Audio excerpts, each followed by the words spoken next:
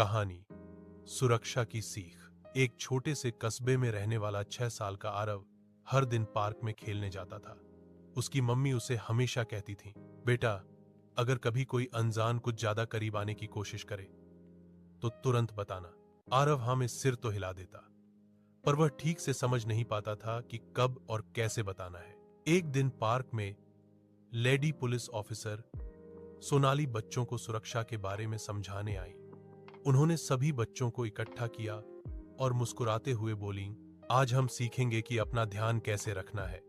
आरव जिज्ञासा से उनकी तरफ देखने लगा। सोनाली मैडम ने पहले आरव के सिर पर हाथ रखा और बोली, यह है गुड टच। जब मम्मी, पापा, दादी, शिक्षक या कोई भरोसेमंद आपकी मदद के लिए आपको छूते हैं, जैसे गिर जाओ तो उठाते हैं या प्यार से सिर सहलाते हैं, तो वह अच्छा स्पर्श होता है। फिर उन्होंने गंभीर पर सॉफ्ट आवाज में कहा, लेकिन अगर कोई ऐसा स्पर्श करे जिससे आपको डर लगे, दर्द हो या आप असहज महसूस करें, वह बैड टच है। बैड टच कभी भी सीक्रेट नहीं होता और तुम्हें तुरंत किसी भरोसेमंद बड़े को बताना चाहिए। आरव ने पूछा, मैडम, अगर मैं डर जाऊं तो? सोनाली मैडम उसके पास बैठकर बोली, डरने की जरूरत नहीं बेटा।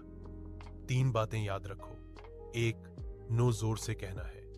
2, गो वहां से तुरंत हट जाना है।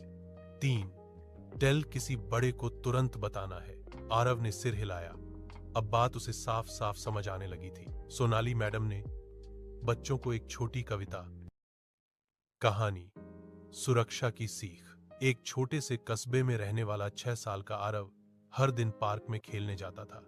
उसकी मम्मी उसे हमेशा कहती थी, बेटा, अगर कभी कोई अनजान कुछ ज्यादा करीब आने की कोशिश करे तो तुरंत बताना। आरव हाँ में सिर तो हिला देता, पर वह ठीक से समझ नहीं पाता था कि कब और कैसे बताना है। एक दिन पार्क में लेडी पुलिस ऑफिसर सोनाली बच्चों को सुरक्षा के बारे में समझाने आई। उन्होंने सभी बच्चों को इकट्ठा किया और मुस्कुराते हुए बोली, आज हम सीखेंगे कि अपना ध्यान कैसे रखना है। आरव जिज्ञासा से उनकी तरफ देखने लगा। सोनाली मैडम ने पहले आरव के सिर पर हाथ रखा और बोली, यह है गुड टच।